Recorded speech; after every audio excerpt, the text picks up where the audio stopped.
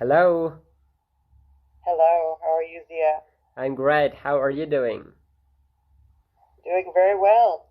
It's almost 5:30 in the morning here, and I'm awake and up and enjoying seeing you and talking to you. Thank you so much. What do you do these days? This is a holiday week called Thanksgiving, and that's when we gather with our families. So my house is getting full, and I have my children and grandchildren here. Wow, awesome. Okay. I think today we are supposed to talk about the important ways to develop vocabulary. And I just thought, and it's a great time to talk about this. Are you free to talk about this topic? Yes, that would be great. Yeah, I'd be sure. glad to help. Okay, let's just start. Tell us more about the development of vocabulary and how to really do that. I think it's important to know what important words you need to learn. In the online, you can find the IELTS vocabulary lists, and that's really good. And then you can write the word down on a piece of paper or a card that you carry with you. And I think it's good to refer to it all through your day. Look at the list, read the words. Maybe you pick 10 words that you want to learn.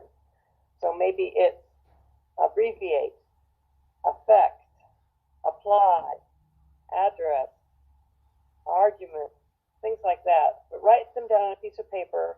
Be sure you've looked up the definition, and then practice this little sentence.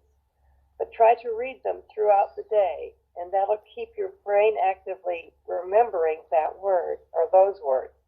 So pick at least 10 that you're going to work on every day. Yeah, sure. Okay, thank you. What type of word do you recommend for a beginner to memorize? Oh, for a beginner, that's different. Yeah. I think you can start with things like brave. Yeah. Brave. That means courageous. So you're learning almost two words. So I am brave. So all during the day you say, I am brave, brave. And so you're learning a new word and you're also practicing it and you're feeling good about what you're learning. Yeah. Sure. Okay. What about the intermediate levels? What they should do to develop their vocabulary? Well, then they could look at the longer words that they're not used to. Maybe they are trying to learn words that are related to their business or their major in school or a subject. So if it's in technology, they need to learn kind of computer words and those kind of things. Or if it's in science, they'd have to learn science words that might be related to biology. Wow, awesome. I've heard a lot of people saying that a lot of students, especially when they try to go to college or university, they are just trying to get familiar with their own major, and they really do not care about any other types of words. For example, computer science students, they just want to care about their own major, and they really do not think about the other words from other major. So do you think that could be a problem for a student in the future, or that's not going to be a problem? Yes.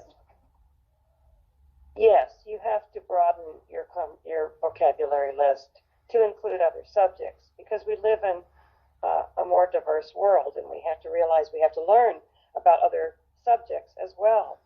It's hard to learn everything, but in English, you really need to be more broad in your understanding of words and vocabulary. So you might be surprised at what the list of the IELTS exam looks like because it's got a lot of kind of complicated words, but I think that it's good to practice, and especially when you think about other fields, maybe art or maybe mathematics or maybe physics or some other field, you're going to have to learn these words because you're going to hear them all the time, and you'll be asked on your vocabulary exams to understand these words. Definitely. Okay. Yeah. What do you have any kind of I don't know, tip to memorize. For example, some people are recommending to just write the words down on a piece of paper, and then after 24 hours students can review them, and that could be very effective. What do you recommend for a person to do to develop their vocabulary? I like the idea of reading the word in front of a mirror, reading it out loud to yourself, and reading it at least 10 times every day, because then you see it, you hear it, you actually read it, and so your brain is learning the word several different ways in your memory system. And also you have to be sure to memorize it correctly. So that's where you need to hear it being spoken correctly. Like if there is a word chronology, what does it mean? How would I use it in a sentence? And then just read it to yourself over and over and over again. Yeah, sure. Okay. I have a tip for the students when they want to memorize new words. And do you think is it effective or not? Okay, I'm going to just say it. Some people, when they memorize new words, yeah, and I just recommend for them to just memorize new words with their family. For example, when we are considering the word product, and when we are going inside and we are going to see it has a branch of words inside. For example, like productivity, product, and so on. I think it could be more effective for students to memorize, and also it makes their bank of vocabulary grow faster. And what do you think of that? Oh, that's great. Yes, the family of the word, like product and produce and productive. Yes, you'll learn a lot of words all in one context, and that helps you understand the word. It also helps you memorize it, and when you come across it in a sentence, you'll say, oh, I remember that, because that was something I learned in the context of that group of words. So that's a good idea. Yeah, sure. Thank you so much. And here's a question that I got from a friend on my Facebook page, and who told me to how can I read new words from a passage, and how can I learn that, and how to practice that? So they've read a new word in something that they've read, and yes, you have to listen for how it's pronounced, and sometimes you can find that on YouTube, how to pronounce a certain word, or how to find something on the internet. If you can get on the internet, you can find out how the word is correctly pronounced. And then you have to look it up and decide, well, how is it used in this sentence? Because context makes all the difference in the world. Context is where the word is used and how it's used. And sometimes it can make a big difference in that vocabulary word. But it takes diligent work, and that's what I'd like people to realize, that it takes time, and it takes effort, and it takes kind of finding a quiet place in your life where you can study. Sure. Thank you so much. And I think here is the last question that I received from a friend who told us to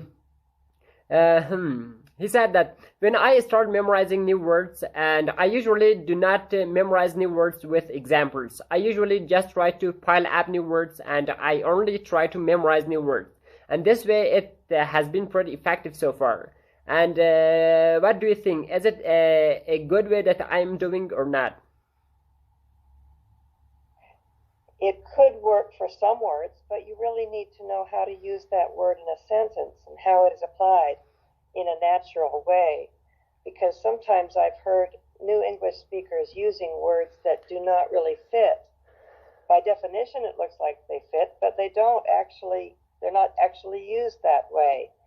So we have to be careful that we're learning them in a context. So having a good paragraph of English that you've read, maybe from a good author or from a document that you've read, see the word, circle it, highlight it, write it on another piece of paper, look up the definition, and then work on that word and realize where it's used in the sentence so that you don't misuse it when you go to try to use it. Because sometimes words cannot be applied in every sentence, even though it looks like they might be defined that way. Yeah, I think to paraphrase your wording in shorter way, it's like we have to memorize new words inside a sentence so that we can understand how to use them, and we have to know about the particles they are used with, and that is helpful when we are memorizing new words with examples, not only memorizing words. Yeah. That's good. That's really good advice, yeah. Yeah, thank you so much, and I received only these questions, and thank you so much for it was such a great help, and I will definitely talk to you in the next video so I can get some new questions, and I'll let you know. Great. Wonderful. Yes, there's a word called direct, D-I-R-E-C-T, and everybody can practice that one. Direct. And then think of all the words that build on direct. You know, direct, directions, indirect, and where it's used. So there's some short words that are pretty easy to learn, and I like your idea of learning them in the family of that word, in the usage that is related to that word. So anyway, pick a word like that and go for it. Have fun. Yeah, thank you so much. Okay, talk to you next time. Thank you. Bye. Talk to you. Bye-bye.